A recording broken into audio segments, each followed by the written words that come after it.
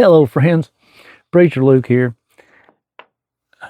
Sitting out here on the porch, drinking a cup of coffee, just listening to the birds chirp and enjoying the beautiful Lord's Day evening here. And I've been working most of the day today, but I just decided to upload something a little extra this week. I just got to thinking about it, and it just really felt like something I wanted to share. You know, I've been working all day since I got out of church, preparing for my trip, packing my bags. And, you know, you create a list of all the stuff you have to take. And you got all your clothes, and you have to have, you know, certain clothes for certain things. And you want to be sure that you got the right shoes, especially if, you know, you're not sure what you're going to have. And, you know, you got the list that other people give you who's a little more experienced with international travel. And they say, hey, you got to take this, and you got to take this, and you can't forget that. And then once you get everything laid out and you start to pack the bag, you realize that you have got a whole collection of stuff that you just want to take with you. And the more you try to pack it, and the more you ram it in your suitcase, and the more you try to do things, the more you see that it's not going to work. And you know, that happened to me because I'm going for 2 weeks, obviously, and I'm trying to travel light with just my carry-on, and my personal item is my backpack. And it's hard to fit everything that you think that you may need for a 2-week journey on the other side of the globe in just that small amount of room. But I went to packing things. And last night I worked, and I kept hitting a wall. I could not get the things I thought that I needed into that bag. At the end of the day, Mom handed me another packet of stuff. And she said, here, I need you to take this over there and give it to one of the guys. And I'm like, oh, goodness, I don't know how I'm going to fit this extra packet into my stuff. I'm already so full. And then today, we're sitting in Sunday school, and we're going through the book of Philippians. And we're reading the words of the Apostle Paul in Philippians 4. I just wanted to share that with you. And I'll share with you what come to mind for me after hearing this. It says, starting in chapter 4, verse 10 of Philippians, but I rejoiced in the Lord greatly, that now at last your care for me has flourished again, though you surely did care, but you lacked opportunity.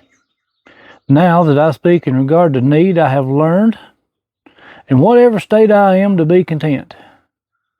And I know to be abased, and I know to be abound, and I'm everywhere and in all things, and I have learned both to be full and to be hungry, both to abound and to suffer need.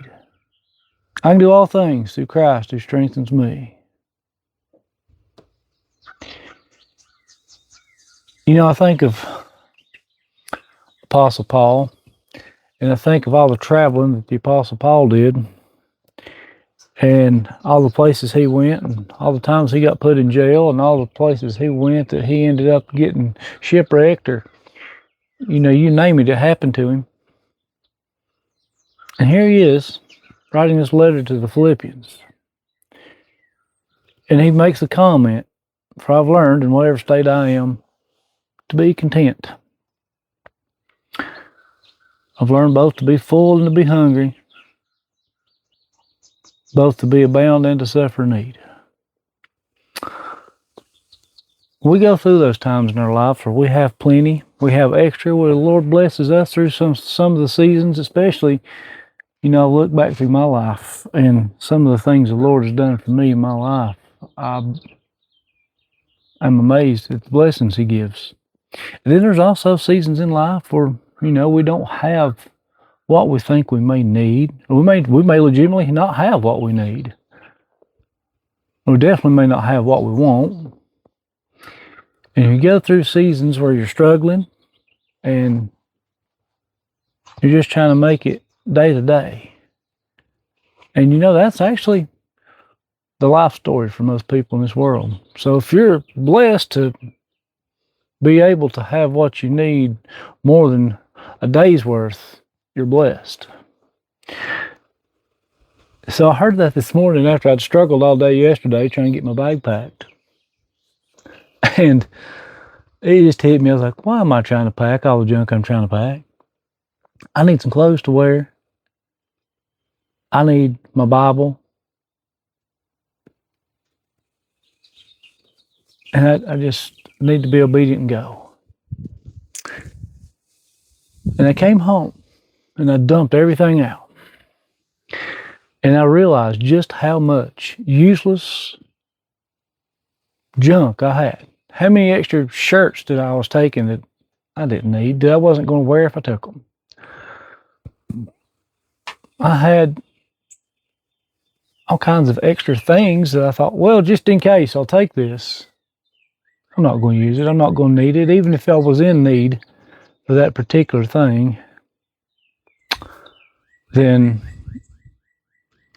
I'm probably still not going to use the ones I take. I'm going to find something else, somewhere else. And I realized that my bag was full of things that weren't necessities.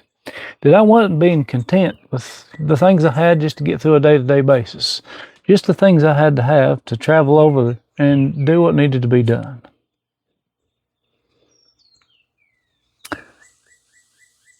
And I decided that I needed to learn, in whatever state I am, to be content. And I removed that out of the bag.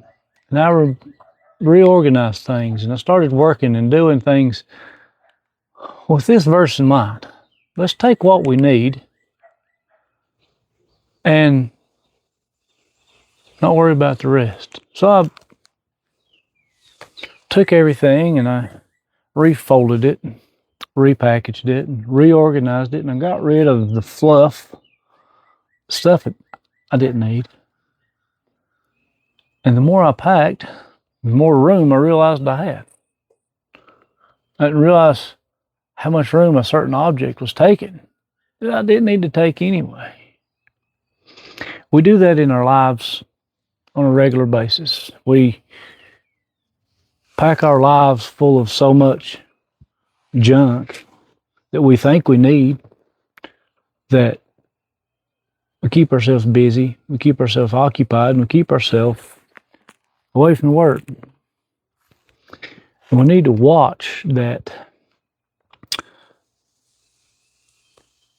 we're not filling our spiritual bags up with things that aren't needed. That we're not taking the time that we could be spending with God or doing something for God and doing some useless, trivial, something that has no effect on us, our families, or the kingdom especially.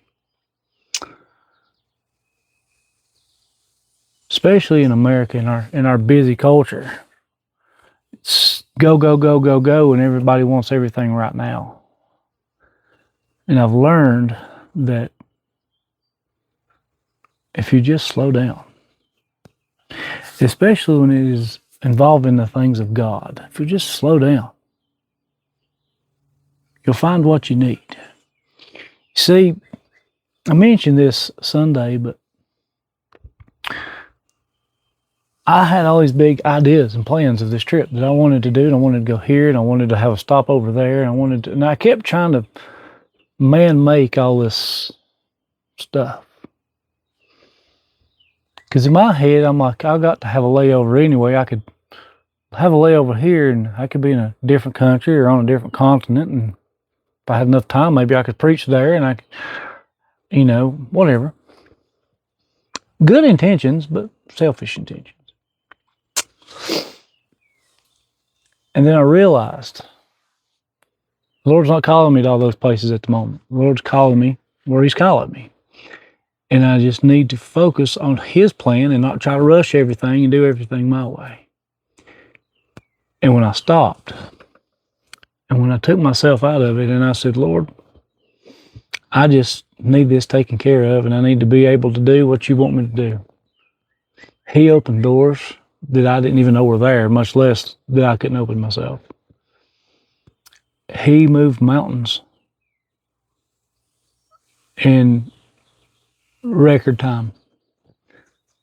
I can think of 3 specific instances where I prayed for something and he answered it before I quit talking to him. When it comes to working for the Lord and doing for the Lord, you got this verse 13 right here that says, I can do all things through Christ who strengthens me. And people look at it and they paint it on their face at ball games and they think, well, I can win this ball game because Christ strengthens me. Or I can do this great thing because Christ strengthens me. It ain't got nothing to do with Christ or the kingdom of God or spreading the gospel or anything. It's just a selfish desire, and they think that because they've read this verse, that's what it's applying to. And that's not what it's about. What it's about is, as Paul said, learning to be content in everything. Even if you have nothing, even if you're struggling, even if you're going through a hard time, God can use you through that hard time to reach somebody that maybe you're the only one that could reach them. God can use you in the story that you have and your testimony and the experiences that only you have and that only you have went through to get the gospel inside of somebody's heart. Learn, even in struggle, even in times of want, even in times of need, to be content in the Lord. Let's slow down. Let's quit rushing everything that we're doing.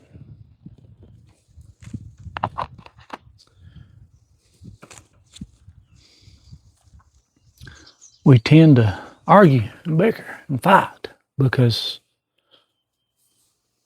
we tend to, as I said, stay in a hurry, or we try to pack things in our bags that don't need to be in our bags. And we focus on ourselves, or we focus on the moment, or we focus on trying to get our luggage more full than what it should be. And that causes strife, causes division, and it causes the work of the kingdom to suffer. It causes the gospel to not go out as it should. If you go back a few verses, Philippians chapter 4, you read about, and I'm going to butcher these names, but Judah and Synth. And Paul tells them that he implores them to be of the same mind, to have compassion, that they were women that helped him with the gospel, and their names were wrote in the book of life. But for whatever reason, they weren't within the same mind. They didn't have unity.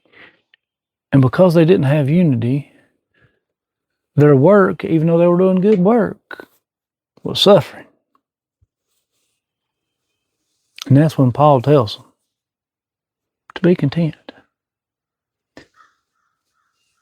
In whatever state you are, whether you're in want, whether you're in need, or whether you are in a season of plenty, you can do all things through Christ.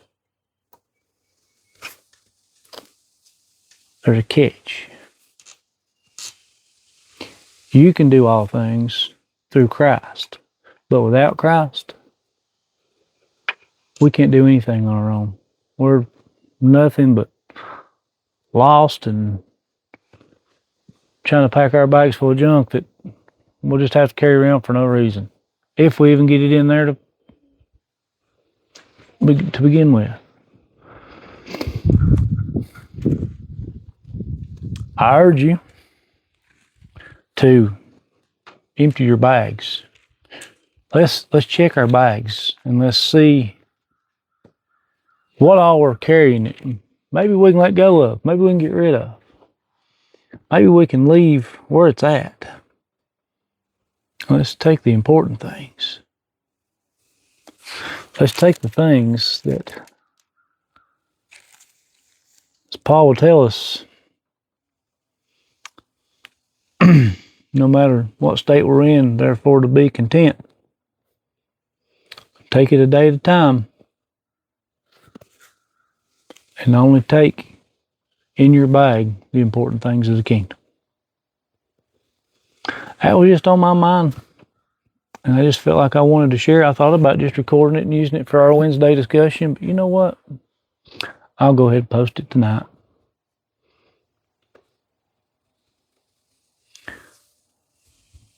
Let's be content. Let's be unified.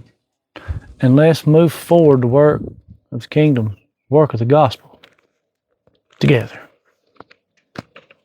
Have a wonderful week, everybody.